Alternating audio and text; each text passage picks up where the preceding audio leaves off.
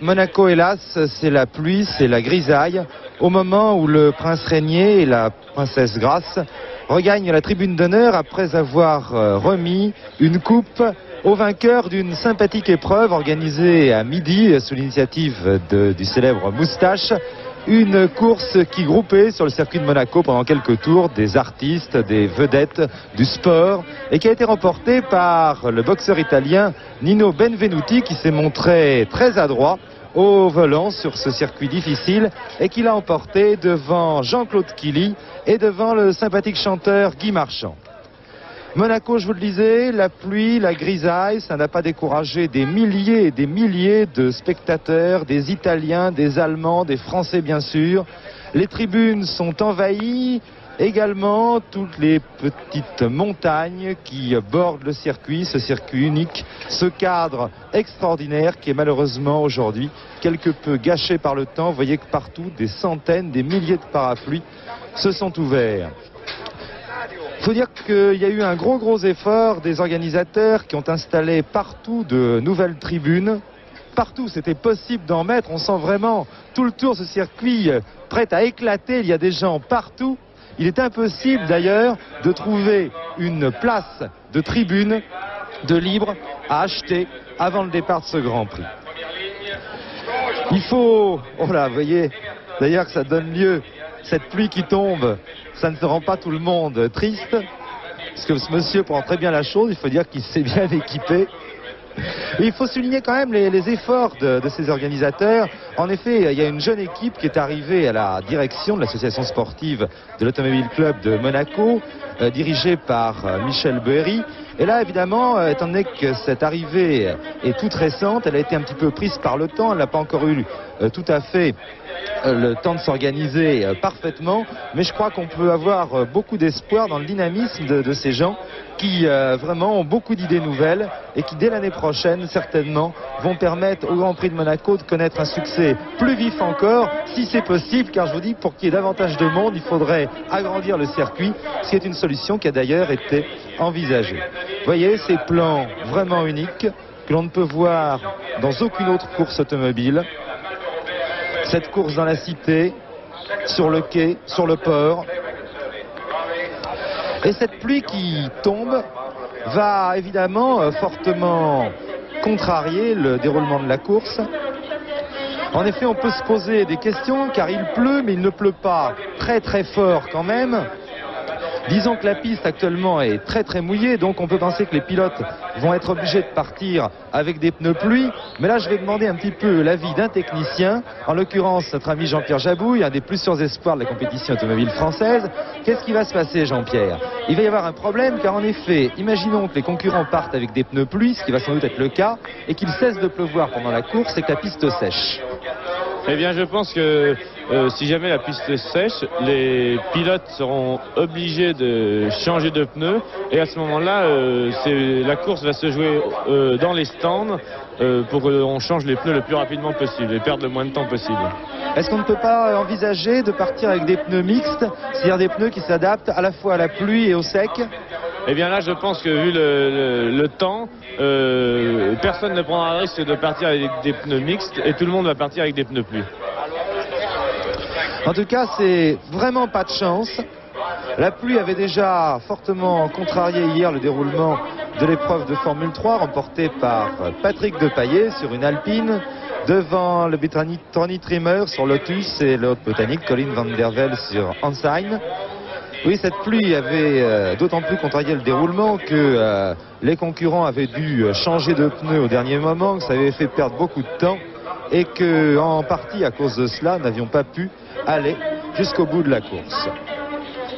Et bien aujourd'hui encore, d'ailleurs, je crois qu'il faut le prévoir tout de suite, la course risque d'être beaucoup plus longue que prévu, car en effet, alors que normalement sur piste sèche elle aurait dû durer environ 1h50, là je pense qu'elle risque de durer une vingtaine de minutes de plus, si la pluie ne s'arrête pas. Ce qui n'a pas l'air d'être le cas pour l'instant. On est vraiment arrivé, vous voyez, c'est vu, vous reconnaissez, vous retrouvez chaque année le casino de la Principauté. Et il faut dire qu'on a constaté une évolution cette année, c'est qu'on en arrive presque à avoir une véritable semaine monégasque automobile. Puisque jeudi, il y a eu une course de Formule France qui a remporté un vif succès. Hier, la Formule 3, aujourd'hui le Grand Prix. Maintenant, ça dure pratiquement toute la semaine. Les pilotes font leur entrée sur le circuit. Vous voyez, je m'aperçois qu'on leur a donné un tour de reconnaissance supplémentaire.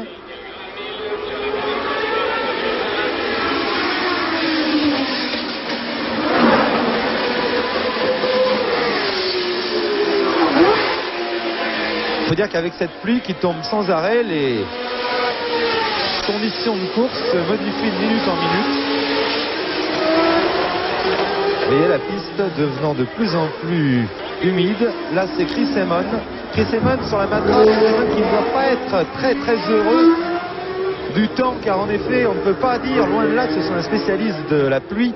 Chris Amon déteste tout particulièrement conduire dans les conditions pareilles. Ce n'est pas le cas de Jacques Ickx qui vient de passer maintenant avec la Ferrari numéro 6.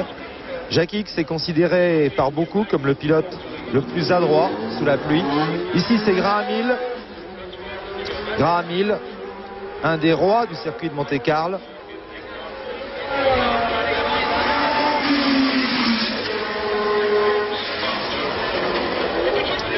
Vous voyez qu'on arrête à nouveau les voitures au stand.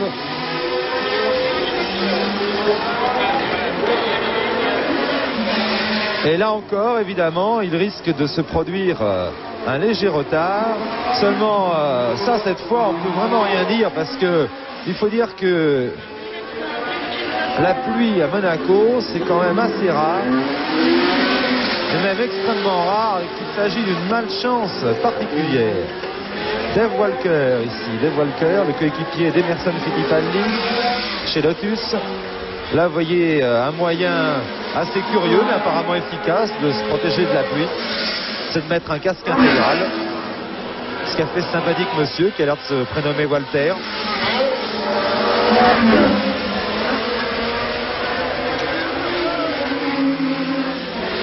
Le numéro 22 là que vous avez vu passer, c'est Henri Pescarolo. Henri Pescarolo, remarquable au cours des essais puisqu'il a réalisé exactement le même temps que Jackie Stewart.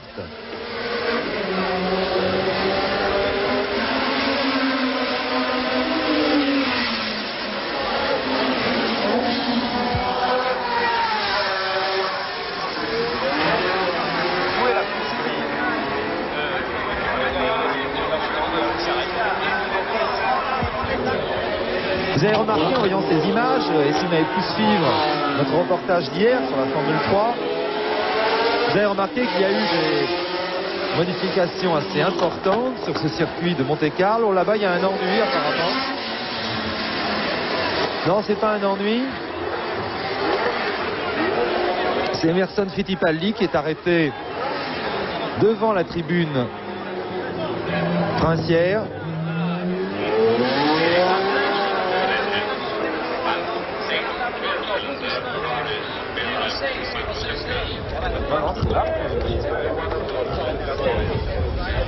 Eh bien, il est tout simplement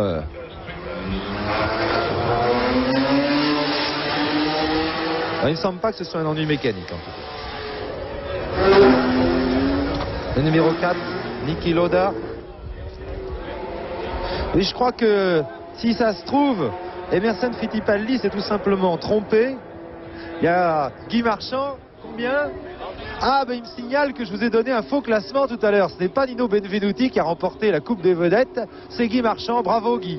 On savait que c'était un spécialiste de la moto, mais pas de l'automobile. Hein.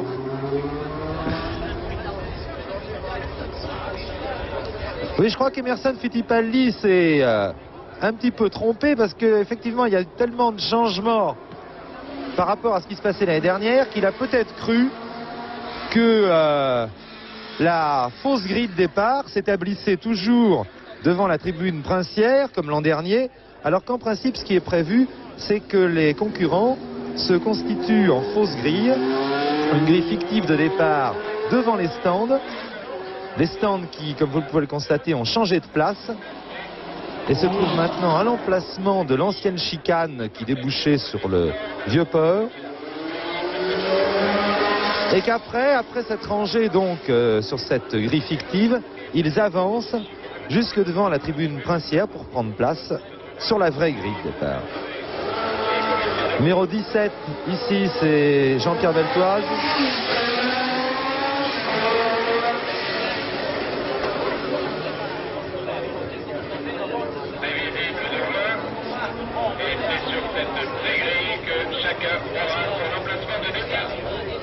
Là, vous voyez les stands sont donc ici. Vous voyez, les nouveaux stands sont maintenant ici à droite sur votre écran.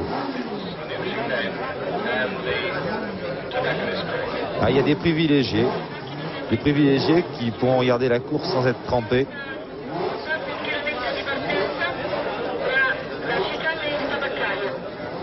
Jean-Pierre Beltoise qui a réalisé un excellent temps au cours des essais. Mais il faut dire que les positions sur la grille de départ seront déterminées d'après les temps réalisés avant-hier sur une piste sèche et que la pluie risque de modifier pas mal les données du problème. N'est-ce pas, Jean-Pierre? Oui, mais je pense que heureusement pour les pilotes de Formule 1, ils ont pu tourner hier sous la pluie et ils ont quand même pu, certains, adapter leur voiture, d'autres, croyant que la course serait sur le sec, n'ont peut-être pas modifié les réglages pour les conserver sur la piste sèche. Donc ils n'ont peut-être pas tellement adapté sous la pluie, mais enfin tous les pilotes sont quand même entraînés sous la pluie hier et donc je pense que ça devrait aller pas mal dès le départ. En tout cas, malheureusement aussi, ça va fortement augmenter les dangers de la course. Vous avez pu voir hier à quel point il était délicat de conduire ici à Monte-Carlo sur ce circuit vraiment tout fait de précision. Il n'y a pas un seul moment pour se détendre dans un tour, au cours d'un tour. Vous avez pu constater combien le pilotage était délicat. Et bien là, ça risque d'être assez dangereux. D'autant plus dangereux que le nombre des partants à la demande de la CSI, à la demande des pilotes, a été porté à 25. C'est une solution qui est extrêmement souhaitable pour le public, bien sûr, qui va y trouver son compte, car en effet, à Monaco, où les abandons sont extrêmement nombreux, eh bien, quand il n'y avait que 16 partants, ou même 18 l'année dernière, la course se terminait la plupart du temps avec 5, 6 ou 7 voitures en piste, qui n'était pas très agréable pour le public. Là, évidemment, eh bien, les pilotes, en acceptant de partir à 25, prennent un risque supplémentaire, mais c'est pour le public, je pense, c'est pour le spectacle. Et que tout le monde leur sera reconnaissant de ce risque qu'ils acceptent avant le départ. Je vais vous donner les positions sur cette grille de départ, qu'elles soient fictives ou réelles, elles ne changeront pas. Sur la première ligne. Sur la première ligne, nous trouverons Emerson Fittipaldi, meilleur temps des essais sur le sec. Emerson Fittipaldi qui a le vent en poupe actuellement, puisqu'il a remporté le dernier Grand Prix disputé, le Grand Prix d'Espagne. Il a réussi 1 minute 21 secondes 4 dixièmes. Fittipaldi, pilote à Lotus numéro 8. À ses côtés, sur la première ligne, nous trouverons Jackie X. Jackie X, Ferrari numéro 6, 1 minute 21 secondes 6 dixièmes. En deuxième ligne, la deuxième Ferrari. Vous savez qu'il n'y a que 2 Ferrari engagés ici à Monaco. Mario Andretti, en effet, participe en ce moment aux essais de qualification d'Indianapolis et n'a pu prendre le départ de ce Grand Prix de Monaco. Donc Claire Regazzoni, Ferrari numéro 7, 1,21,9. Et Jean-Pierre Beltoise. Jean-Pierre Beltoise sur la BRM numéro 17, 1,22,5 aux essais. On peut considérer que ces 4 pilotes ont les faveurs du pronostic avant le départ. En troisième ligne, Peter Gettin sur la BRM numéro 18. Peter Gettin qui lui aussi a été extrêmement brillant au cours des essais. D'ailleurs, vous vous souvenez que la semaine passée, il avait vraiment fait une excellente performance en remportant le Grand Prix de Pau de Formule 2 devant Patrick Depailler. En troisième ligne également, Chris Amon sur la Matra numéro 16, une 22-6. C'est bien dommage parce que Chris Amon avait montré au cours des essais que la Matra était vraiment dans le coup pour cette course. En dehors d'une question de pneumatique, nous évoquerons un peu plus tard. Malheureusement, je vous le répète, à moins que ça ait beaucoup changé, ça me surprendrait énormément. Chris Amon n'est pas un pilote qui aime la pluie et qui se sent au contraire particulièrement mal à l'aise quand il pleut. En quatrième ligne, Denny Hulme, McLaren numéro 14. Denny Hulme qui est actuellement en tête ex aequo du championnat du monde avec Emerson Fittipaldi. Un championnat du monde qui jamais sans doute n'a été aussi disputé, où tout peut encore arriver puisque nous en sommes qu'à la 4e course du championnat. Une course qui pourrait bien d'ailleurs marquer un petit tournant. En quatrième ligne également, Jackie Stewart, Tyrrell numéro 1, le roi Stewart qui ne domine pas comme il dominait l'an passé. Alors là, je crois qu'il ne faut pas faire du tout de confusion. Ce ne sont pas les qualités de Jackie Stewart, ces qualités de pilote qui sont en cause, mais simplement, eh bien, la Tyrrell qui était peut-être la meilleure voiture ou une des toutes meilleures voitures l'année dernière, eh bien, s'est fait rattraper et dépasser par beaucoup de ses concurrentes, comme sans doute la Lotus, comme la Ferrari, comme peut-être même les BRM ou la Matra ou le McLaren. Et Stewart, eh bien, éprouve bien du mal maintenant à se maintenir dans les pelotons de tête, d'autant plus, et là c'est une question très très importante, comme je vous le disais, nous y reviendrons tout à l'heure, d'autant plus qu'il y a encore là un problème de pneus qui joue. Il y a deux grandes marques de pneus qui équipent tous les pilotes de Formule 1. Or, une de ces deux marques semble avoir, pour l'instant, pris un avantage sur l'autre, un avantage assez net, ce qui fait que tous les pilotes qui sont équipés de l'autre marque de pneumatiques, comme par exemple Jackie Stewart ou Chris Amon, sont assez sensiblement désavantagés. D'ailleurs, on a pu constater que les 5 meilleurs temps des essais, Fittipaldi, X, Regazzoni, Beltoise et Guettin, étaient équipés justement de la première marque de pneus. Mais encore un détail là, important, c'est que ces différences ont été constatées sur le sec, sur la pluie, eh bien tout peut changer. Je continue le passage en revue de la grille de départ. En cinquième ligne, eh bien cinquième ligne, Henri Pescarolo. Sur la marche numéro 22, Pescarolo qui lui aussi a connu beaucoup de malheurs depuis l'an dernier. Il a très très rarement disposé d'une machine vraiment compétitive. Et puis il fait partie d'une écurie privée qui est dirigée par le dynamique Frank Williams. Et malgré tous les efforts de Frank Williams, eh bien souvent, hélas, les pilotes privés, on ne leur donne pas ni les meilleurs moteurs, ni les meilleurs pneus, ni le meilleur matériel. Espérons que ça va changer, d'autant plus que Henri Pescarolo disposera très prochainement d'une toute nouvelle voiture que Frank Williams a fait construire tout spécialement pour lui. Je crois qu'il faut vraiment saluer les efforts de Frank Williams, un des seuls managers privés à l'heure actuelle dans la Formule 1, et Dieu sait si c'est difficile. En cinquième ligne également, Brian Redman sur la McLaren numéro 15. Brian Redman fait sa rentrée en Formule 1. C'est un pilote qui s'est surtout consacré aux épreuves de sport prototype ces dernières années. Et il remplace ici Peter Revson, l'américain Peter Revson, qui tout comme Mario Andretti a préféré participer aux séances de qualification d'Indianapolis. En sixième ligne, Mike Elwood sur la Surtees numéro 11. Et François Sauver sur la Tyrrell numéro 2. François Sauver lui aussi a eu pas mal de déboires puisqu'il a éprouvé d'assez grosses difficultés à régler sa voiture, tout comme en Espagne. D'ailleurs, il faut dire que il y a des raisons à cela. D'abord, on a peut-être beaucoup moins le temps chez Ken Tyrrell de s'occuper de la voiture de Sauver, étant donné que Stewart ne dispose pas du tout de la même marge de supériorité que l'an dernier. En sixième ligne, Tim Schenken sur piste numéro 10, David Walker, Lotus numéro 9. Ensuite en 7e ligne, Ronnie Peterson, marche numéro 3, deuxième l'an dernier ici, Ren Missel, BRM 28. Puis derrière, Helmut Marko, BRM 26, Diadanish sur piste 12, Graham Hill, Brabham numéro 20, Oden Ganley, BRM numéro 19. Puis Wilson Fittipaldi, Brabham numéro 21, Niki Lauda, marche numéro 4. Et enfin, Mike Butler, marche numéro 5, Carlos Pache, marche numéro 23. Et tout seul en dernière ligne, Rolf Stomlen sur la marche numéro 27. On avance maintenant vers la vraie grille de départ. Les moments certainement les plus impressionnants d'une course de Formule 1.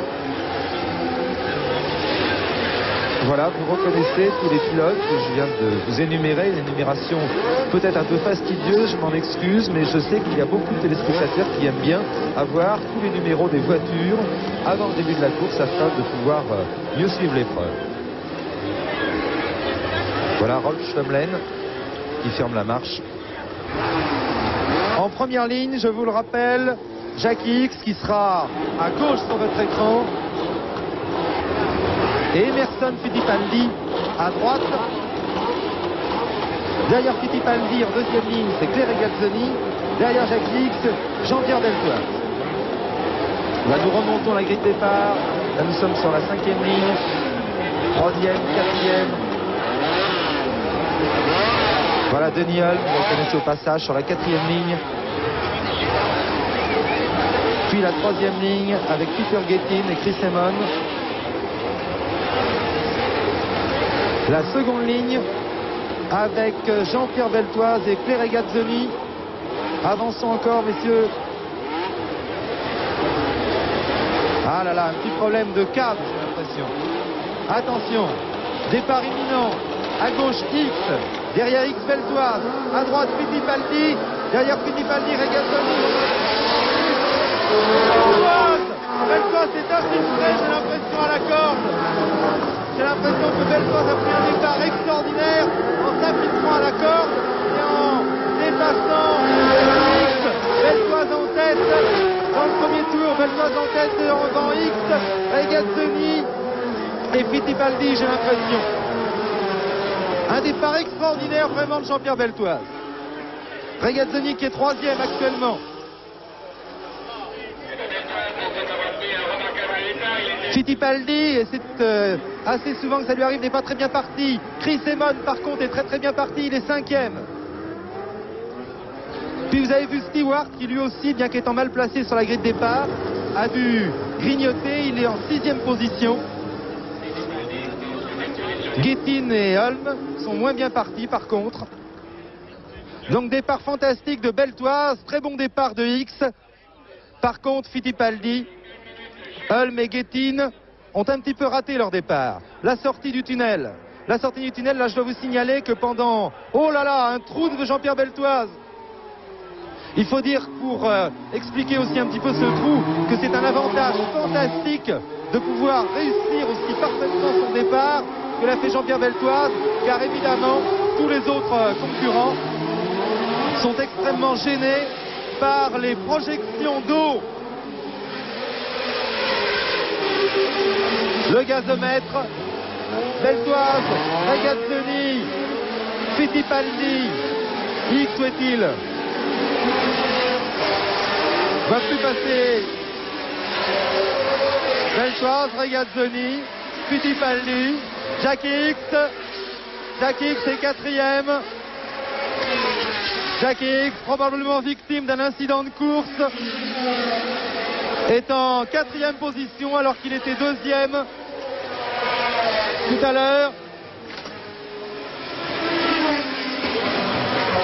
Je rappelle les positions. Beltoise, Regazzoni, en 3e position Fittipaldi, puis Jackie X qui a rétrogradé. On trouve ensuite Chris Amon, remarquable sous la pluie, ce qui est surprenant. Et puis Jackie Stewart, Peter Gettin.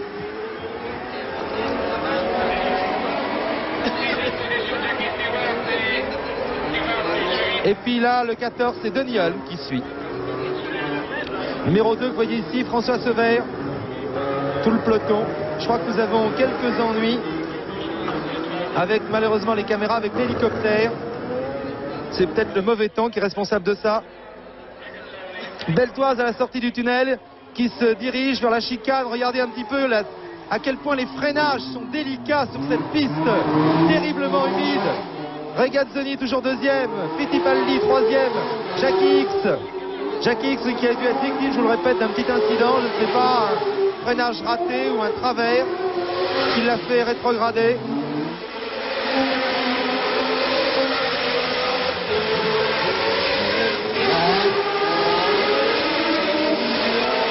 Vous voyez vraiment avec quelle, j'allais dire prudence, qui n'est pas un mot très exact quand on parle de Formule 1, mais disons avec quelle précaution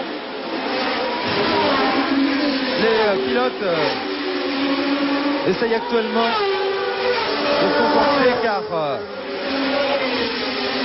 le moindre blocage dans le roue, c'est exactement comme si on se trouvait sur du verglas. Vous avez vu ce qui est arrivé hier au Britannique Williamson dans la course de Formule 3 qui a bloqué ses roues justement ici au freinage de Mirabeau et qui n'a vraiment rien pu faire, qui est parti tout droit dans le rail. Ce qui est fantastique, c'est le trou qu'a fait Beltoise 4 secondes. Mais ce trou, je vous l'explique, je vous le répète, s'explique en partie par le fait que, évidemment, étant en tête, il est terriblement avantagé et qu'il envoie des gerbes d'eau dans la figure de Regazzoni qui dispose d'une bien moins bonne visibilité. Ça, c'est une affaire fantastique que de réussir un départ comme celui qu'a fait Beltoise, exactement d'ailleurs comme l'avait réalisé Depailler hier, à la petite différence près que Depailler était en première ligne alors que Beltoise était en deuxième ligne. Eh bien, oui, Jean-Pierre a réussi une très bonne affaire en partant en la première position. Mais enfin, il aime, je sais que Jean-Pierre aime beaucoup la pluie et il l'a déjà démontré aux 1000 km de Paris où il est parti en tête et augmenté son avance au fil des tours, ce qu'il est en train de faire d'ailleurs. Je crois que ce n'est pas vraiment que Jean-Pierre aime beaucoup la pluie, car je crois pas qu'on puisse dire qu'il y a un seul pilote de Formule 1 qui aime vraiment la pluie. Mais disons que je crois qu'il est peut-être... D'abord, c'est un garçon qui est très adroit, c'est certain, et qui ensuite a beaucoup d'expérience maintenant. Et puis surtout, étant donné qu'il conduit pratiquement avec un seul bras, il est certain que la pluie, en rendant la direction beaucoup plus douce, c'est qu'il y a moins de résistance au sol, le fatigue moins et l'avantage un peu. Oui, exactement. C'est exactement ce que je pense aussi. Et en plus, je pense que Jean-Pierre est un pilote qui a une tête fantastique. Et je l'ai vu parler en tournée pendant les essais. Et était le seul à prendre une ligne totalement différente de tous les autres pilotes. Et passait à l'intérieur des virages, à l'endroit où les voitures ne passaient pas. Et j'ai remarqué qu'il avait une adhérence nettement supérieure aux autres voitures. Et ça, c'est Jean-Pierre qui était le premier à le trouver. 5 secondes d'avance maintenant pour la numéro 17 de Jean-Pierre Beltoise sur la Ferrari de Claire Regazzoni. En troisième position, c'est toujours Emerson Fittipaldi. Et puis le numéro 6, Jackie X. C'est toujours Chris Amon qui vraiment doit se forcer vraiment certainement aujourd'hui, car je vous le répète, il déteste une piste comme celle d'aujourd'hui.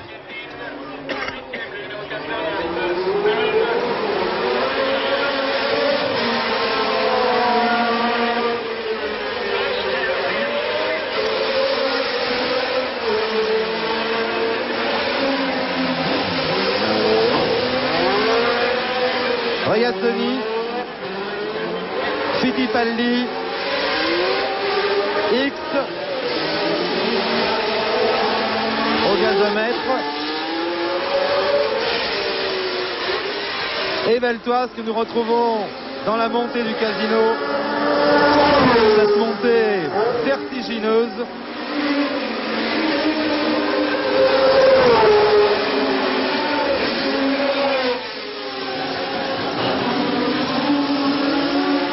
Nous allons assister à une course terrible certainement, et ce qui est fantastique, ce qui est vraiment fantastique, Jean-Pierre Jabouille, c'est que dans les premiers tours, apparemment, malgré le temps épouvantable, malgré le fait qu'il faille se faufiler, essayer de doubler, il n'y a pas eu, en principe, il n'y a pas eu apparemment une seule touchette dans les trottoirs. Oui, mais je pense que les pilotes de Formule 1 connaissent bien leurs problèmes et ils savent que la course est assez longue et ne cherchent pas la dernière limite de la pluie avant de connaître exactement leur distance de freinage et les limites sur le plan latéral dans les virages.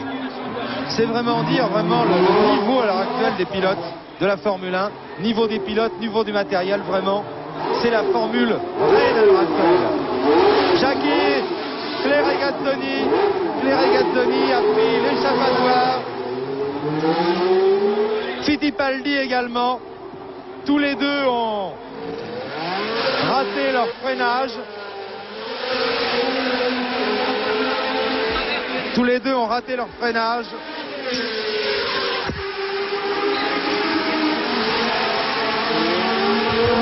à la chicane. Vous avez vu qu'ils n'ont pas perdu énormément de temps, mais que cela peut être très très important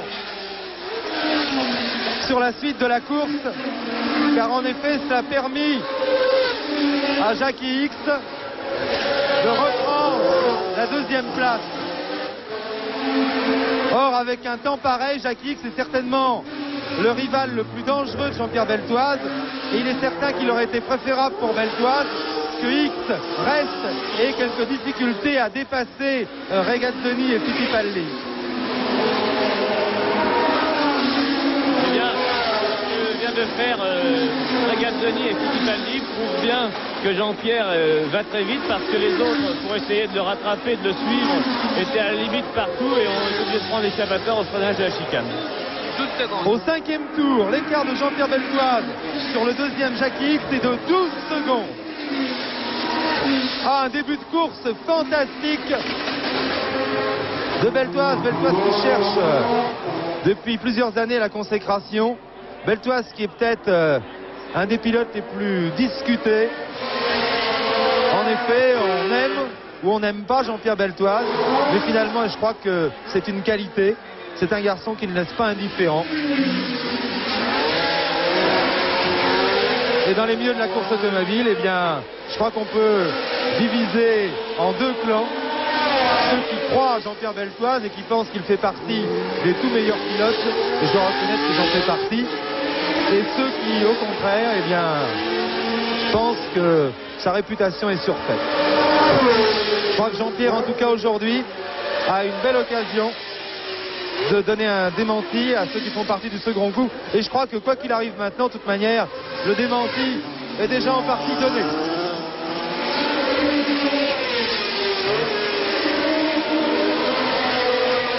C'est la troisième fois, si mes souvenirs sont bons, que Jean-Pierre Beltoise occupe la tête dans un Grand Prix de Formule 1. La première fois, ça devait être en Espagne, à Jarama en 1969, et la deuxième fois, eh bien, au Grand Prix de France à Clermont-Ferrand en 1970, où il comptait une très très grosse avance avant d'être obligé d'abandonner. Ici Jackie Stewart. Jackie Stewart qui est en 6e position actuellement, suivi par Peter Getting.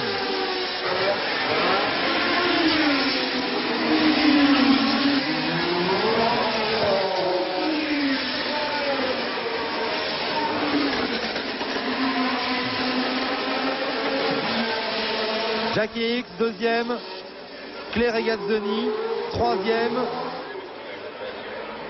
Et Beltoise maintenant au gazomètre. Beltoise qui va déjà commencer à dépasser. Beltoise qui va déjà commencer à dépasser. Vous voyez que ça n'a vraiment pas duré longtemps, puisque dès le 7e tour, il va déjà y avoir des attardés à doubler. Ça risque de provoquer quelques ennuis. Ça va dépendre en effet un petit peu de la plus ou moins bonne volonté. C'est Mike Butler. C'est le Britannique Mike Butler qui est rattrapé. Et il faut espérer que tous les pilotes attardés, tous les pilotes rattrapés auront la correction vraiment de laisser passer. Ça n'a pas l'air d'être trop le cas pour l'instant. Vous voyez, malgré les drapeaux bleus agités. Oh là, oui, vous voyez, vous avez vu que Beltoise a été obligé de prendre un petit risque quand même pour passer Butler. Pour passer Butler à l'extérieur, à la sortie du virage du casino. Un petit dérapage de l'arrière, magnifiquement rattrapé, très bien rattrapé.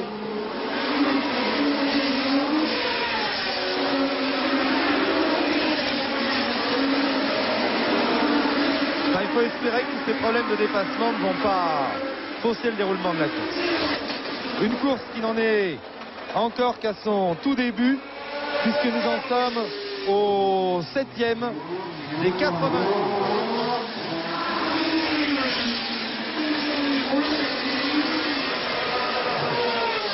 Les deux Ferrari. Et puis Fittipaldi qui a du mal à suivre. Et la BRM. La BRM dont l'avance augmente.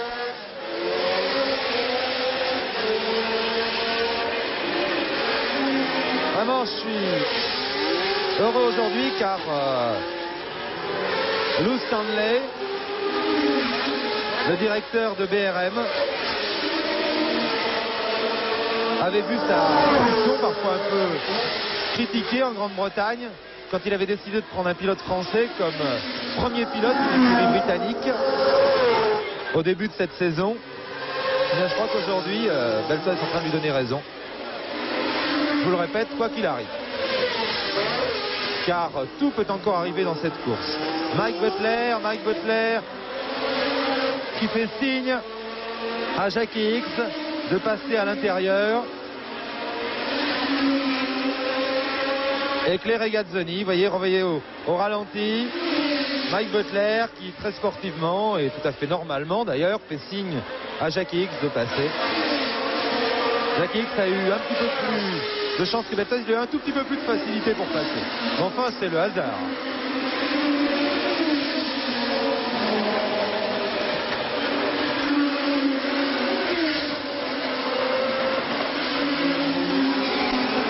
Huitième tour.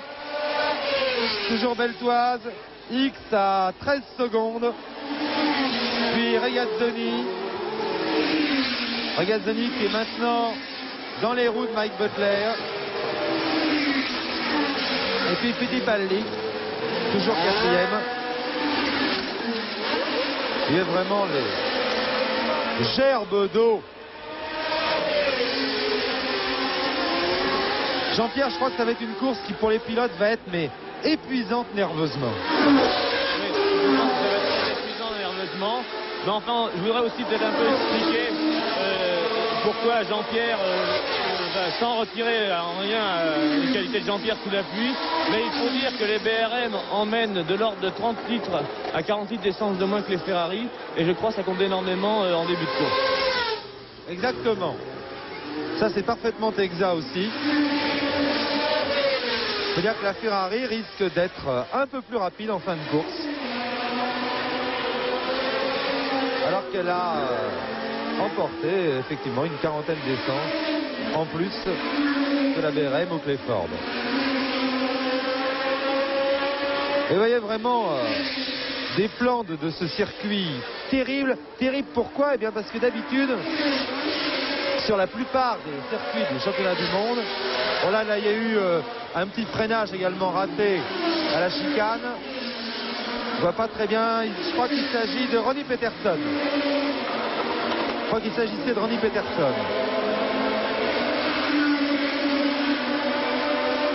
Oui, d'habitude en effet, sur tous les circuits du championnat du monde, il est bien rare qu'il n'y ait pas une ligne droite où les pilotes puissent se détendre un petit moment, puissent regarder leurs instruments de bord, puissent, disons, presque souffler. Or là, eh bien ici, vous le constatez comme moi, c'est pratiquement impossible. Il n'y a pas un seul mètre du circuit où on puisse se permettre de relâcher un dixième de seconde son attention. Et c'est ça qui doit être vraiment épuisant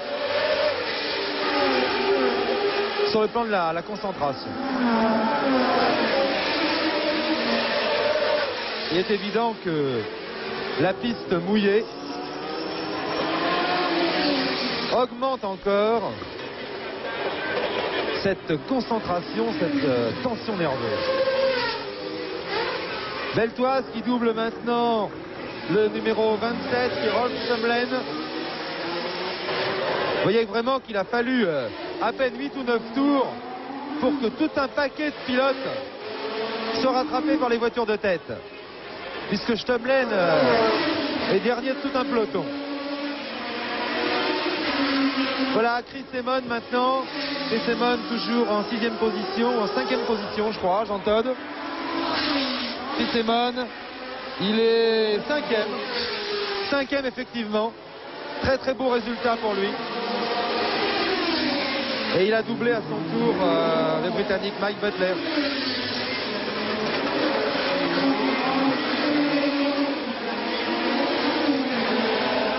Malheureusement, nous allons être obligés de nous quitter pendant une demi-heure, alors que nous sommes au 10e des 80 tours de la course.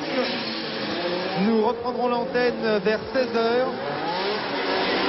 Je vous rappelle que Jean-Pierre Beltoise est en tête du Grand Prix depuis le départ, que son avance sur le deuxième, Jackie X, sur Ferrari est actuellement de 13 secondes. En troisième position, on trouve Claire Regazzoni sur Ferrari. En quatrième position, Emerson Fittipaldi. En cinquième position, la Matra de Chris Amon. La Matra de Chris Amon qui elle aussi accomplit une remarquable performance qui tente à prouver que maintenant elle a vraiment refait tout le handicap qui le séparait peut-être au début de la saison des meilleures voitures de Grand Prix. Les Beltoise actuellement est obligé de prendre pas mal de risques pour se faufiler dans ce paquet de coureurs. Il a doublé ici Graham Hill.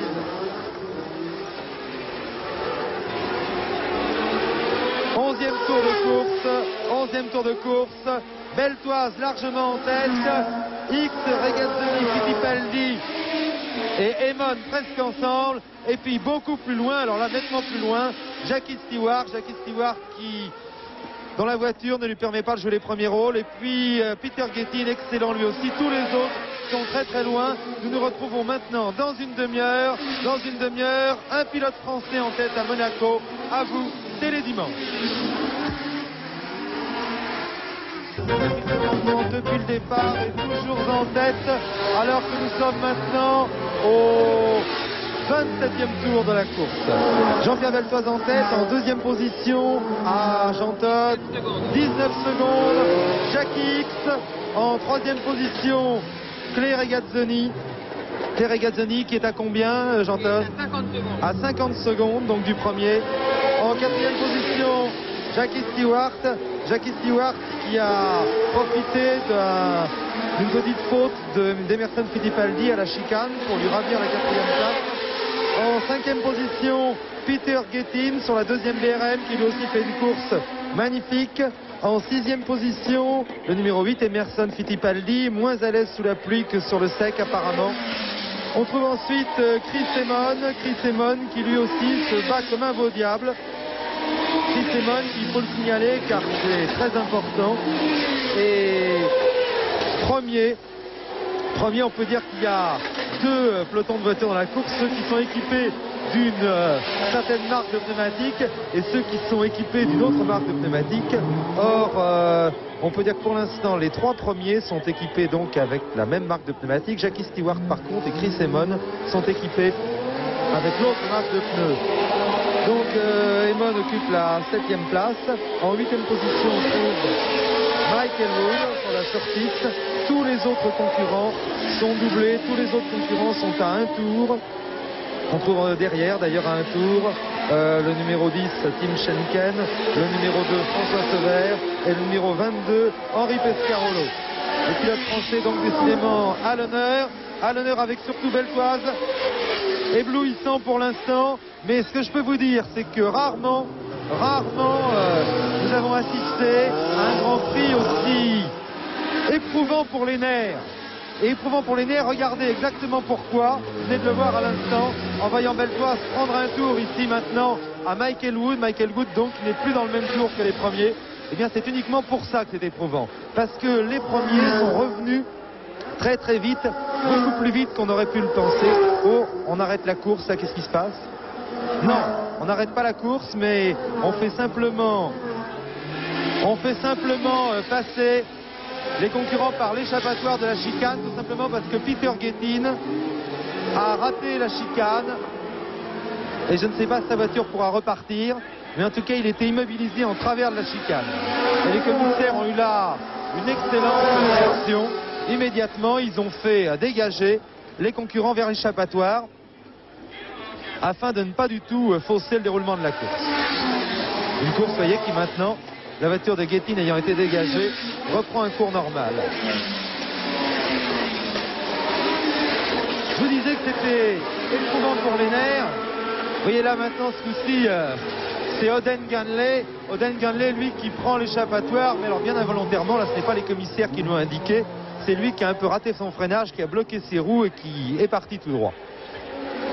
C'est terrible parce que donc les hommes de tête étant revenus beaucoup plus vite qu'on pouvait le penser sur les voitures attardées, eh bien il s'en est suivi un véritable gymkhana pour doubler les concurrents attardés.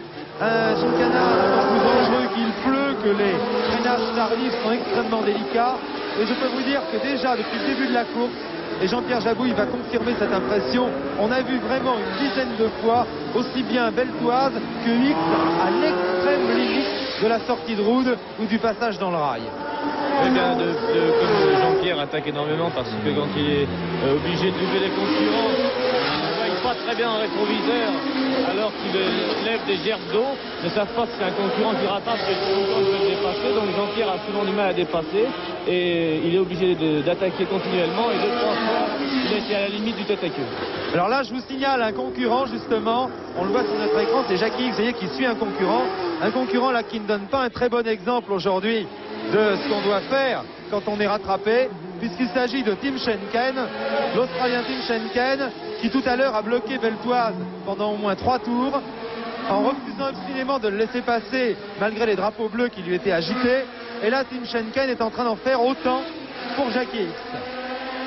Alors que la règle est absolument précise, un concurrent qui est rattrapé, qui se fait prendre un tour par les hommes de tête, ou même d'ailleurs par les hommes qui ne sont pas les hommes de tête, doit automatiquement le laisser passer. À partir du moment où on se fait prendre un tour, on doit laisser le passage. Seulement, à la décharge de Tim Schenken, vous voyez qu'il bloque Jackie X. Là, ça a été exactement comme ça avec Beltoise tout à l'heure pendant 3 tours. À la décharge de Tim Schenken, je dois reconnaître qu'il est extrêmement difficile, vu le manque de visibilité, de savoir si on se fait prendre un tour par un des hommes de tête ou si simplement on se fait attaquer par un de ses poursuivants. Parce que dans le deuxième cas, évidemment, il n'y a aucune raison de le laisser passer. Oui, c'est pour ça qu'il ne faut pas trop non plus.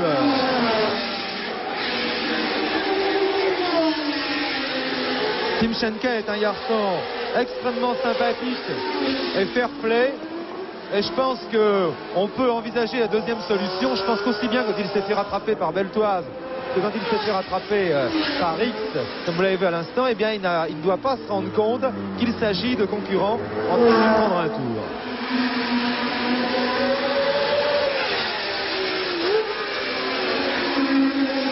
Alors je vous le dis vraiment, course palpitante d'abord parce que les écarts sont en accordéon. Évidemment, selon que Beltoise ou X est plus ou moins gêné pour doubler un attardé, eh bien l'écart augmente ou diminue.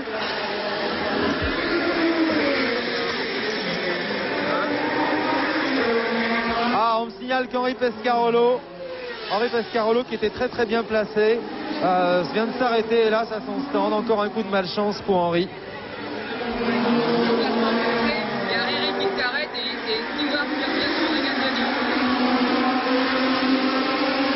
Oui, je disais vraiment donc course à suspense, d'abord à cause de ces écarts un peu en accordéon, à cause des dépassements, et puis course à suspense aussi, ça c'est pas la peine de vous l'expliquer, vous le voyez comme moi, course à suspense à cause de vraiment mais de l'extrême difficulté que tous les pilotes éprouvent à maintenir leur voiture sur la piste. Vous voyez sans arrêt des dérapages, du train avant, du train arrière, ça passe dans tous les sens. C'est le flirt tout le temps avec le rail. Et là, vraiment, je veux dire que les nerfs des spectateurs et des amateurs sont soumis à très rude épreuve. Mais je préfère les nerfs des spectateurs, je préfère ne même pas penser à ce que peuvent être les nerfs des pilotes. Ça va être quelque chose de sidérant.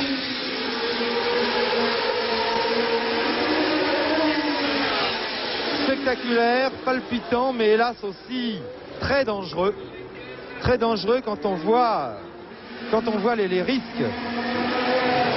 Vraiment que chacun est obligé de prendre, surtout les hommes de tête. Je pense surtout à Beltoise, à X, à Regazzoni, pour dépasser. Là, vous voyez ici,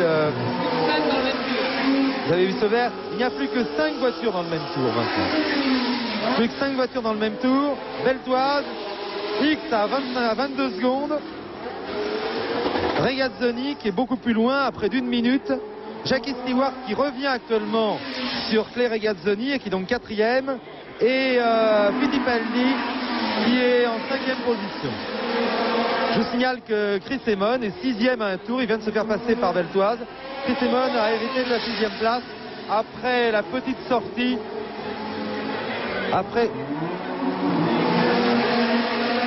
la petite sortie de route de Guétine à la chicane. On me demande combien il reste de tours. Je pense que les téléspectateurs m'excuseront de parler au quart en leur faisant profiter de cette petite conversation. Enfin, ce n'est pas un secret. Il reste, nous en sommes au 31e tour. Alors, Henri Carrier, si vous calculez bien. Voilà, vous pouvez voir qu'on a fait environ 31 tours. C'est-à-dire qu'on n'est pas encore arrivé à mi-course, sur la 32e tour maintenant. Alors que la course est partie depuis 1 heure.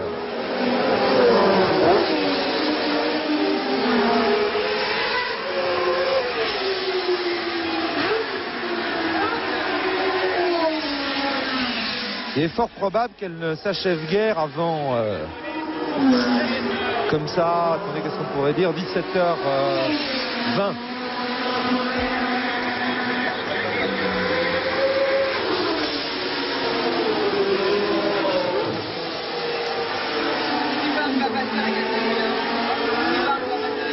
Et j'aimerais bien, Henri Carrier, si vous arrivez, évidemment, je sais que c'est très très difficile de voir quelque chose avec ces conditions de visibilité extrêmement réduites. Mais actuellement, il se passe quelque chose d'intéressant. C'est Stewart qui est en train d'attaquer Regazzoni pour la 3e place. Stewart, le numéro 1, Regazzoni, le numéro 7.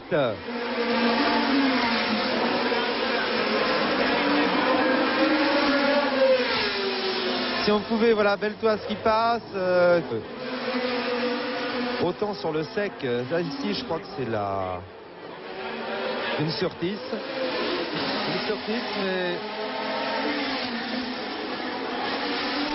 je n'ai pas très bien vu à qui elle pouvait appartenir. J'ai pas vu si c'était...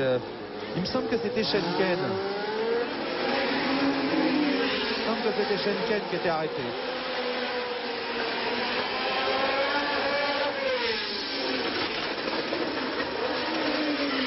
Voilà, Jackie X, toujours en 2e position. Là, je veux dire, actuellement, il y a une très très belle bagarre. Voilà une Tyrrell, mais c'est celle de Stewart. Et voilà, bravo, bravo. Et bien juste au moment, vraiment juste au moment précis où il fallait les trouver. Bravo Henri Carrier, vous les avez trouvés juste au moment où Jackie Stewart attaquait Claire Regazzoni au freinage du gazomètre et s'emparait donc, sous vos yeux, la 3e place.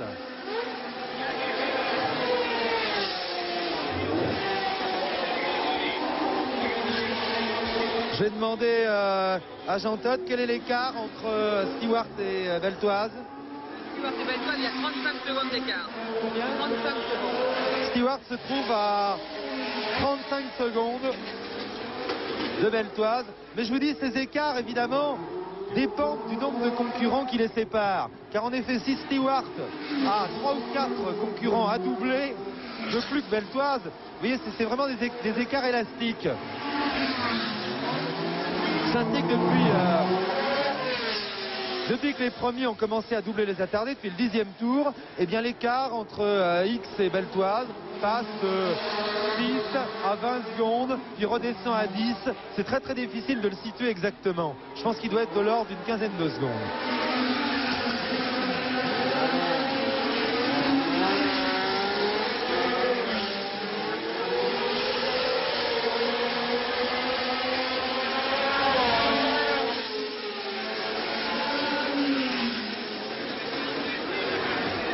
Jean-Pierre Jabouille, c'est vraiment des démentiels. Oui, c'est fantastique et je suis vraiment en train d'admirer la course fantastique de Jean-Pierre. Et surtout, je me répète encore, mais je crois qu'il est seul à vraiment avoir compris de passer sur une ligne différente des autres. Et il ne freine pas du tout au même endroit. Et il se sert des endroits où il n'y a pas de gomme et d'huile. Et c'est je crois ce qui lui permet de faire aussi bien l'écart.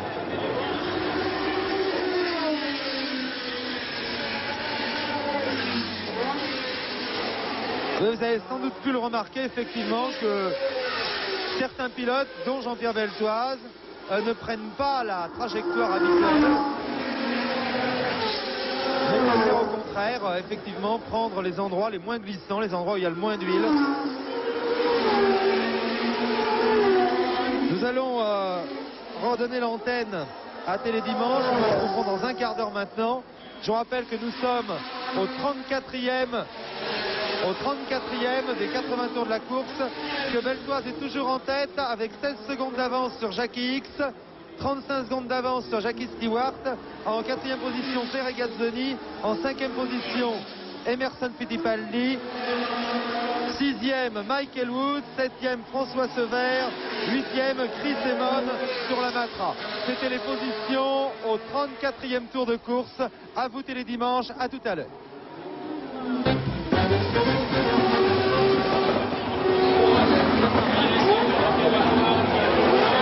Monaco 47e des 80 tours de la course. Au commandement, toujours Jean-Pierre Beltoise. Jean-Pierre Beltoise, vraiment fantastique aujourd'hui, fantastique d'adresse, qui aura prouvé maintenant, quoi qu'il arrive, après 47 tours en tête à Monaco, 47 tours épouvantables, qu'il était digne de figurer parmi les plus grands. Un tête à queue au ralenti ici, un tête à queue qui s'est produit il y a quelques instants. Vous voyez que le jeune Autrichien Niki Lauda s'en est bien sorti, puisqu'il a réussi, grâce à une manœuvre assez habile, à ne rien heurter et qu'il a pu reprendre le départ. 48e tour, maintenant les positions derrière Beltoise à 18 secondes, toujours Jackie X, et puis à 33 secondes Claire Regazzoni. On trouve ensuite Jackie Stewart. Alors là justement, derrière, dans ce groupe des poursuivants, il se passe des choses assez étonnantes et très passionnantes. C'est surtout Jackie Stewart. Jackie Stewart qui fait une course extraordinaire, puisqu'il est remonté quand même d'assez loin. Il avait énormément de retard sur Jackie X. Vous l'avez vu lors de notre dernière retransmission, passer Claire Regazzoni. Et bien il a réussi l'exploit de refaire une quinzaine de secondes sur Jackie X. Et au moment où il s'apprêtait à l'attaquer, il a été victime d'un tête à queue qui l'a relégué à nouveau une trentaine, une quarantaine de secondes derrière. Et maintenant, eh bien, Jackie Stewart est en train d'entamer une deuxième remontée. Et il est déjà en train de rejoindre Claire Regazzoni. Voilà ici Beltoise. Beltoise qui évidemment est bien parti pour remporter sa première victoire en Formule 1, mais il a déjà eu tellement de malchance au cours de sa carrière. Enfin, je le dis, quoi qu'il en soit, après près de 50 tours en tête à Monte-Carlo, dans des conditions, comme vous le voyez, épouvantables, il aura vraiment démontré aujourd'hui qu'il fait partie des tout meilleurs. Jackie X. Jackie X, magnifique lui aussi depuis le début. Peut-être un peu moins à l'aise qu'on aurait pu s'y attendre sous la pluie. Mais comme je vous l'explique, il faut dire qu'il n'a guère été avantagé en occupant la deuxième place au départ. Voilà Stewart.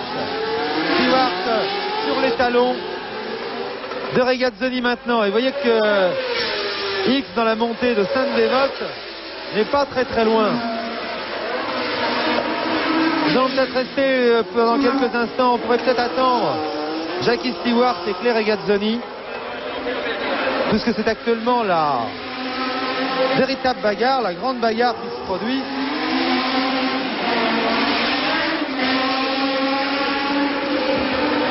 Voilà Regazzoni, numéro 7, ici, et derrière Stewart. Stewart qui, bien qu'en 4e position, prouve là que toutes ses qualités sont intactes. Vous voyez vraiment la tension que doit représenter le pilotage sur une piste pareille, puisque les pilotes sont obligés de contre-braquer, de corriger les variations de trajectoire vraiment à chaque mètre, à chaque seconde. C'est impressionnant, c'est angoissant, je peux dire. Bien oui, moi j'aimerais tellement que Jean-Pierre gagne ce Grand Prix auquel il court depuis tellement longtemps. Je pense que là, s'il n'a aucun ennui mécanique, eh bien il va remporter une très belle victoire qu'il mérite grandement.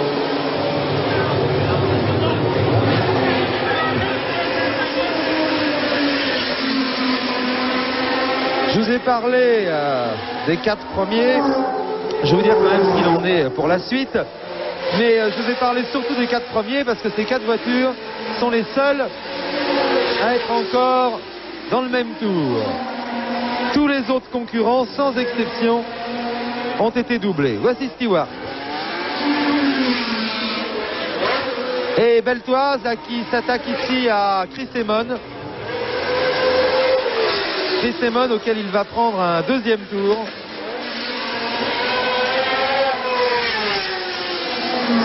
En 5e position donc, j'étais en train de vous le dire, on trouve Emerson Fittipaldi à un tour, tandis qu'on assiste vraiment à une très très belle lutte pour la 6e place entre Mike Elwood et Chris Amon. François Sever était également en bagarre pour cette 6e place, mais il a été victime d'un ennui quelconque et je l'ai vu repartir là, il a dû faire un tête à queue. Et vous voyez sur votre écran Henri Pescarolo. On avait annoncé tout à l'heure qu'Henri Pescarolo avait abandonné. En fait, Henri Pescarolo s'est juste arrêté à son stand et il a pu repartir.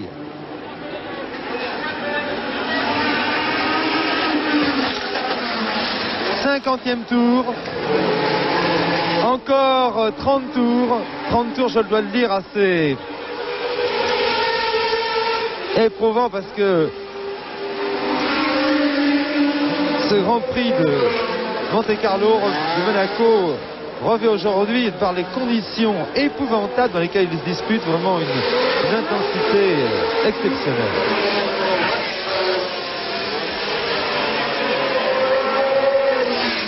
Vous voyez, on agite ici des drapeaux, on fait des signes, ça doit vraisemblablement être des drapeaux d'huile, ça doit être de l'huile répandue par un concurrent dans le virage de gazomètre. Le tableau d'affichage, 51e tour.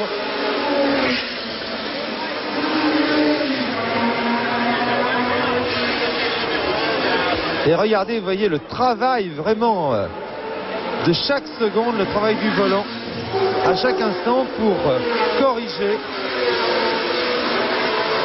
les écarts de la voiture, écarts dus aux pertes d'adhérence, au patinage. Vous voyez, pour Jackie Hicks, c'est pareil. Et ça nécessite vraiment un sens de l'anticipation et, pourrait-on dire, de l'équilibre tout à fait extraordinaire. Oui, là toute la valeur du pilote ressort exactement, et toute l'adresse, et aussi d'avoir beaucoup de tête et de penser exactement sa trajectoire, sa ligne, et chercher la limite continuellement partout.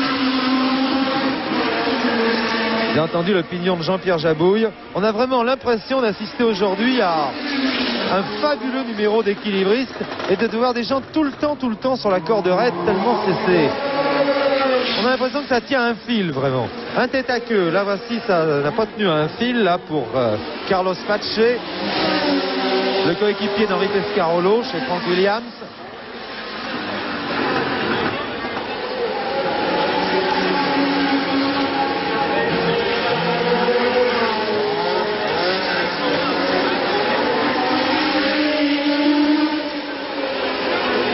Le numéro 20 ici, c'est Graham Hill.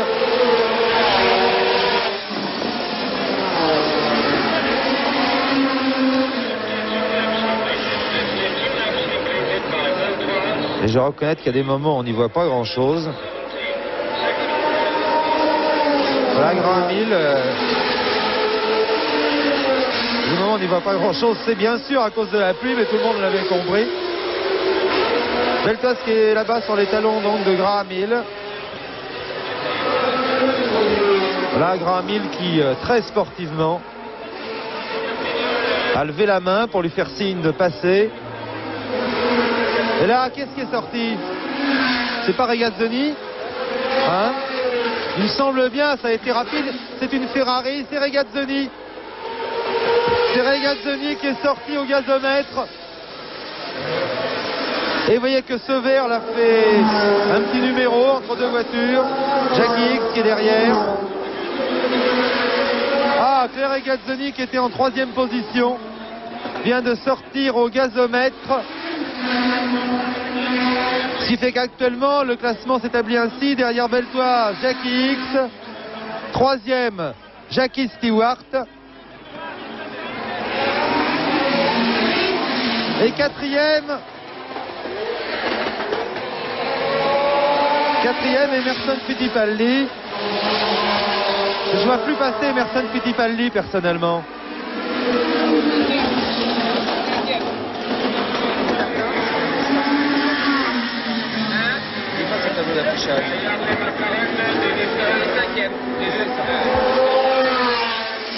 Bien, Emerson Fittipaldi serait, après consultation auprès de Jean Todt, cinquième devant Chris Amon.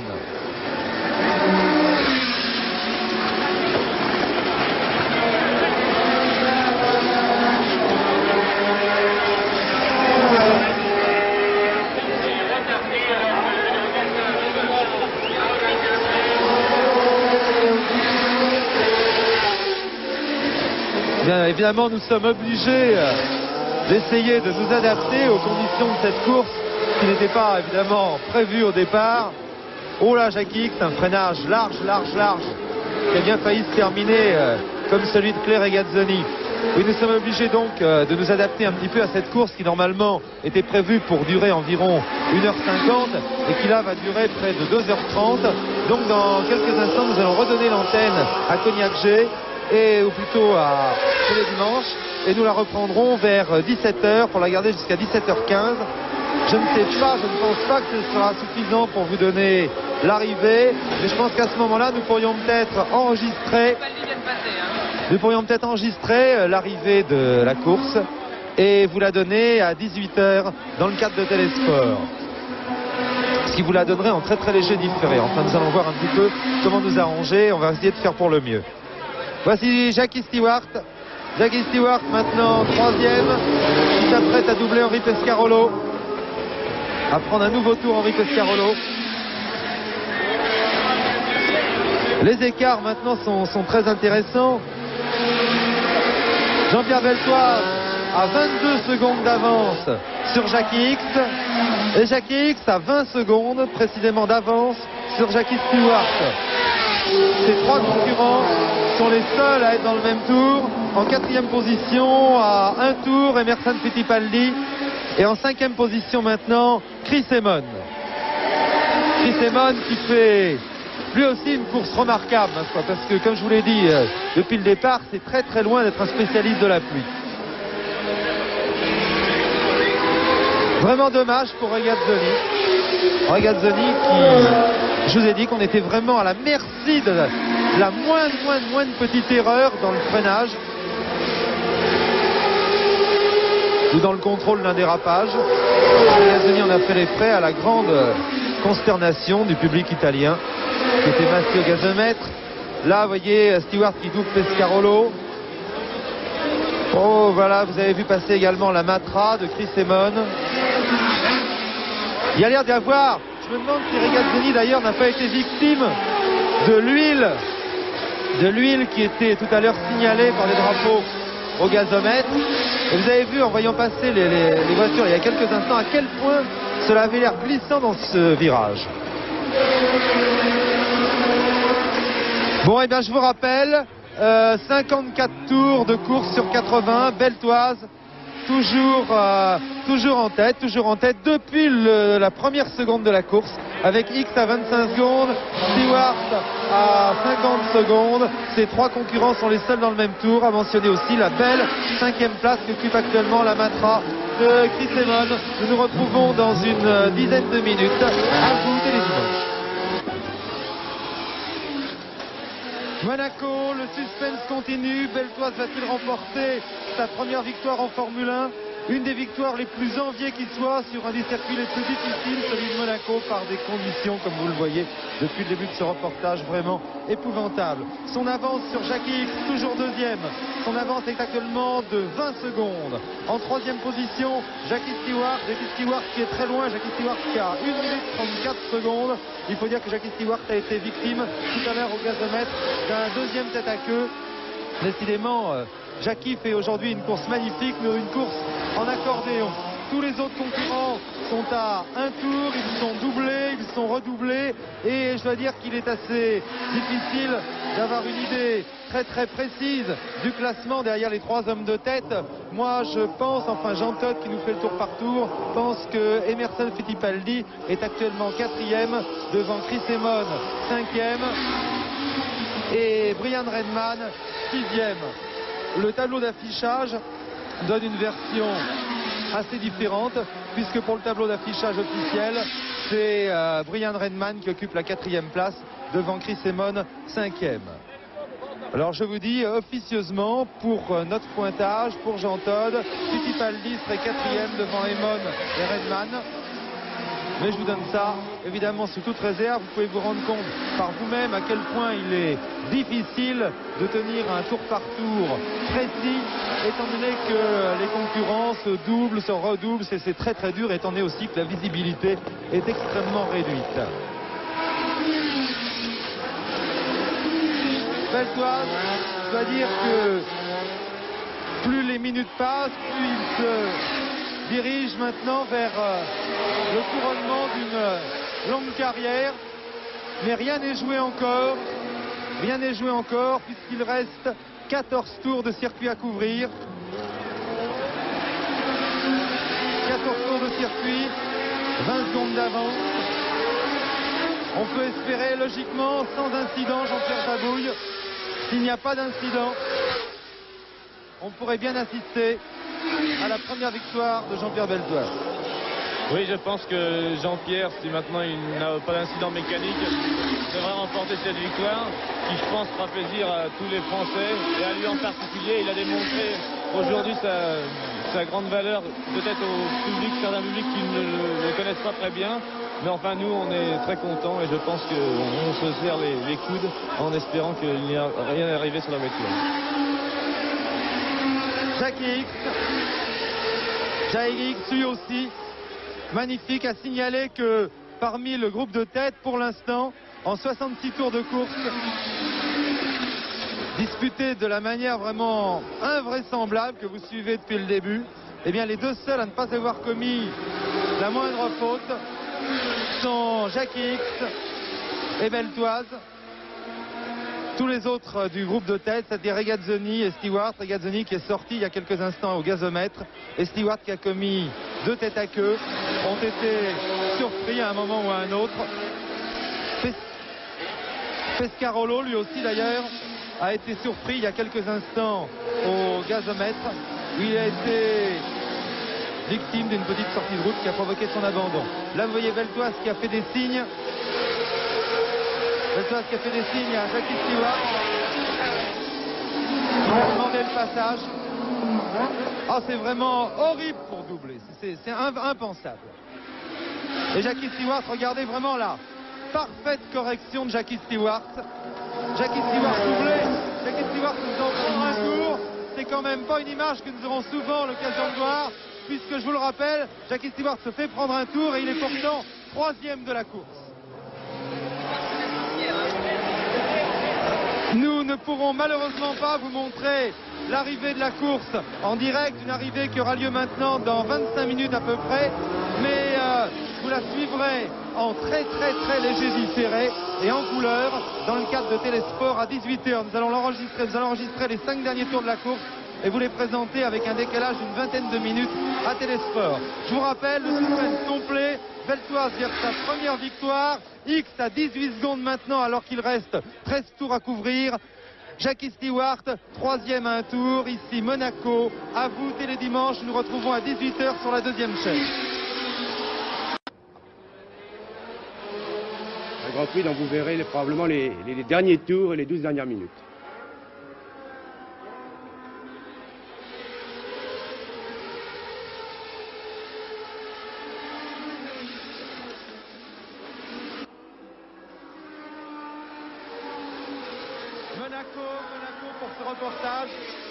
Monaco pour ce reportage que vous allez pouvoir suivre en léger différé, en différé d'une demi-heure environ. Il reste 5 tours à couvrir puisque lorsque Jean-Pierre Beltoise va passer devant les tribunes, il lui restera très exactement 5 tours à couvrir. dire. Voilà, c'est fait, il est passé depuis un moment devant les tribunes d'ailleurs. Il lui reste encore 5 tours à accomplir. Son avance, voyez, vous le suivez ici, au passage au casino, son avance sur Jackie X est de 19 secondes maintenant. Donc maintenant on peut le dire, sauf incident de dernière minute, sauf incident de dernière seconde, Jean-Pierre Beltoise va sans doute remporter son premier Grand Prix. Voici Jackie X. Jackie X à 19 secondes. Il ne faut quand même pas crier victoire trop tôt, n'oubliez pas les images assez dramatiques de Jacques Brabham venant échouer au gazomètre à 200 mètres d'une victoire qu'il avait largement méritée il y a 2 ans. Ah, vraiment une course fabuleuse, une des plus difficiles sans doute auquel il m'a été donné d'assister. Je ne sais pas ce qu'en pense Jean-Pierre Jabouille, mais je crois que vraiment on a assisté à une des courses les plus dures qu'on ait jamais vues aujourd'hui.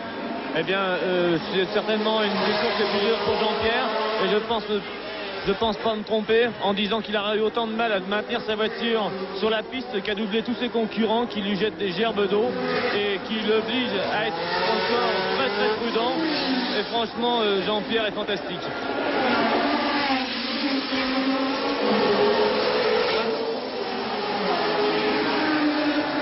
Ah, ce serait vraiment une très très grande victoire. Jackie Stewart, je ne vous en parlais pas, Jackie Stewart, vous voyez ici, occupe la 3e place. La 3e place à un tour. Alors là, derrière les 3 premiers, il est assez difficile de donner un classement précis. Le 4e est très certainement Emerson Fittipaldi.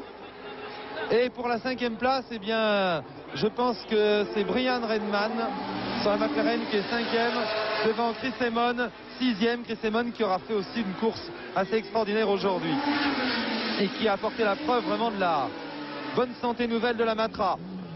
Ici, un des coéquipiers de Beltoise chez BRM, c'est Marco. Jackie X qui s'apprête à doubler Ronnie Peterson. Je veux dire que chaque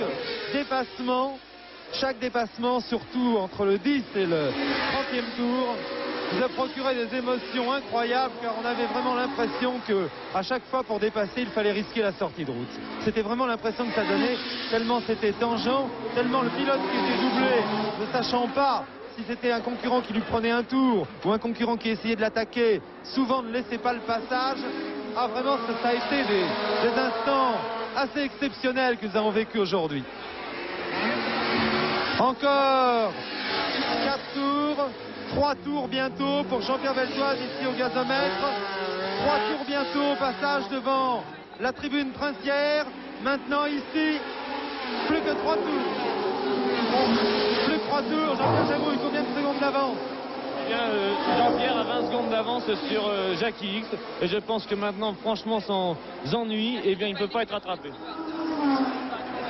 Et un petit élément de suspense encore en fin de course, puisque Emerson Fittipaldi est revenu sur Jackie Stewart et s'apprête à l'attaquer pour la 3e place. Je signale au réalisateur qu'il s'agit des voitures portant les numéros 1 et 8 qui sont toutes deux à un tour du premier. Jean-Pierre Beltoise qui court après le succès en Formule 1 depuis 1967, date de sa première apparition parmi l'élite. Vous voyez ici passer Chris Amon derrière Graham Hill.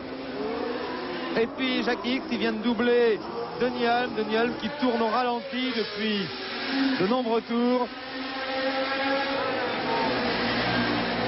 Première apparition. Voici Jackie Stewart. Jackie Stewart qui a été doublé par Emerson Fittipaldi et qui a apparemment perdu sa 3e place. Jean Todt va nous le confirmer sans doute dans quelques instants. Beltoise, plus que 2 tours bientôt. Je dois reconnaître que pour nous qui suivons la course automobile depuis 1965 environ, enfin en tout cas qui la suivons, disons, professionnellement, eh bien c'est un grand moment en effet, parce que Jean-Pierre Beltoise, qu'on en pense du bien ou du mal, et je vous dis que les opinions à son sujet très partagé. Jean-Pierre Beltoise, pour nous, représente vraiment quand même la grande figure du sport automobile français de ces dernières années, puisqu'il a correspondu avec le renouveau de ce sport automobile en France. Jackie X, deuxième. Plus que 2 tours, plus de 20 secondes d'avance.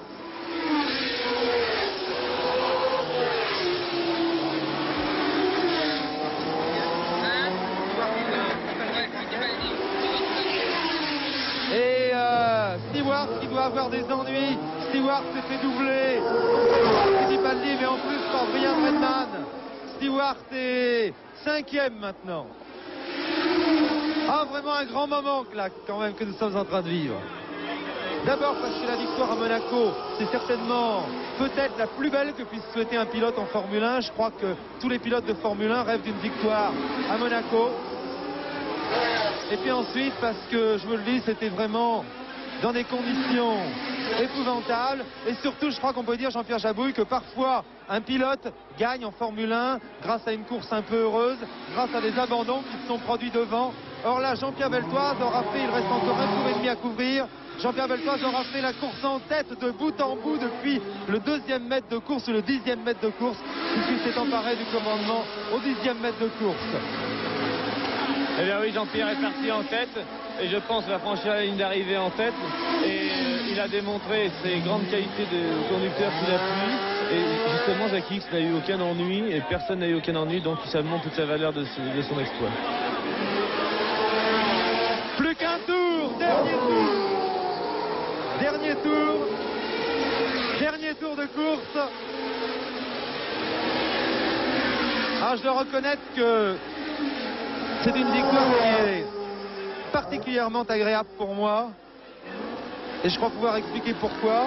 Parce que il me semble que depuis fort longtemps, parfois on me reproche de trop parler de Jean-Pierre Beltoise, de trop dire que c'est un bon pilote, alors qu'il ne gagne jamais. D'ailleurs, c'est ce qu'on entend. Mais dites donc, votre Beltoise, d'accord, c'est bien joli, mais quand est-ce qu'il gagne et tout? Eh bien, aujourd'hui, c'est chose faite, et c'est chose faite de manière magistrale. Ah, c'est fantastique. Je suis ravi. Ça va me faire gagner quelques petits paris avec mes camarades du service des sports, auxquels, au début de la saison, j'avais parié que Beltoise remporterait un Grand Prix cette année.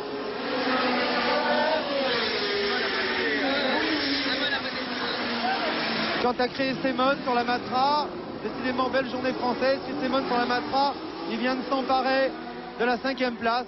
Jackie Stewart ayant des ennuis est redescendu en 6e position. Voilà, dernier mètre pour Jean-Pierre Beltoise. Jean-Pierre Beltoise,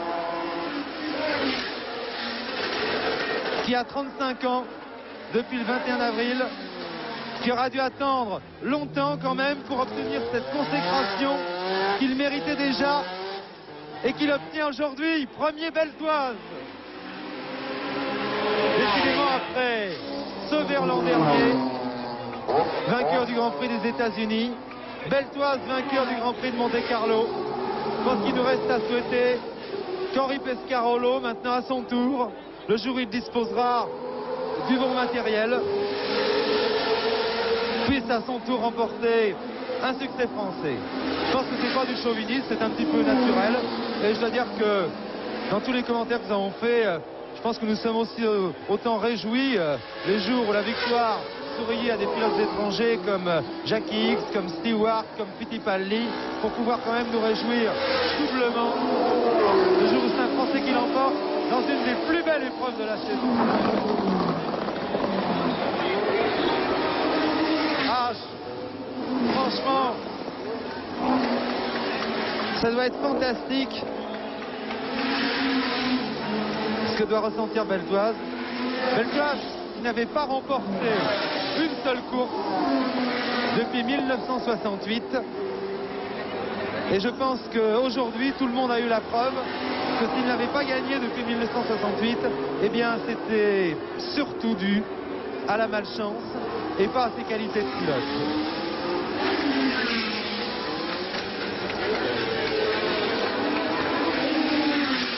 X s'adjuge une brillante. Ah, il y a quelques journalistes, pour quelques journalistes, pour mon ami Pierre Beuté qui est en train de passer devant moi de sud-ouest. Pour Daniel Gérard, là c'est la fête. Je vous dis, il y a un petit club quand même dans l'automobile, les supporters de Jean-Pierre. Je vous ai dit que c'était un garçon qui ne laissait pas indifférent, on l'aimait ou on ne l'aimait pas. Mais en tout cas, je pense que de toute façon, ce moment est dépassé. Ce qui comptait, c'était d'avoir la preuve par une grande victoire de ses qualités de pilote. Et bien cette preuve, il vient de l'administrer à tous aujourd'hui. Et je souris un petit peu en pensant à une conversation que j'avais avec 2 journalistes français avant la course d'aujourd'hui. Et ces journalistes français me disaient, oh là, la BRM, évidemment, ça doit aller aussi bien que la Tyrrell, que les Ferrari, que les McLaren ou que la Lotus. Seulement, chez BRM, manifestement, ils n'ont pas de pilote. C'est pas Beltoise qui va battre X ou Fittipaldi. Eh bien, je crois qu'aujourd'hui, ils pourront regarder dans leur journal, dans leur propre journal, ils pourront regarder le résultat. Un résultat que je vous rappelle, premier Jean-Pierre Beltoise, deuxième Jacques X à 25 secondes, troisième à 35 secondes. À 35 secondes, me dit Jean Todt. Troisième, Emerson Fittipaldi qui fait une belle affaire au championnat du monde, puisque cette troisième place lui permet de s'emparer de la première place du championnat du monde. Il doit compter maintenant 19 points. Jacques X, lui aussi, avec ses 6 points d'ailleurs, fait une bonne affaire, puisqu'il compte maintenant 16 points et qu'il est deuxième. Denis Hulme, lui, est troisième au championnat du monde. Et Jean-Pierre Beltoise, eh bien Jean-Pierre Beltoise, lui, se rapproche évidemment puisqu'il marque aujourd'hui 9 points. Avec ces 9 points, je pense qu'il vient prendre la 5e place et qu'il vient surtout affirmer qu'il est lui aussi un prétendant sérieux au titre de champion du monde cette année. Un titre qui n'est pas encore joué, qui est très très loin d'être joué, qui semble se disputer entre Fittipaldi, X, Hulme et maintenant Beltoise qui lui aussi vient montrer les dents dans ce championnat du monde.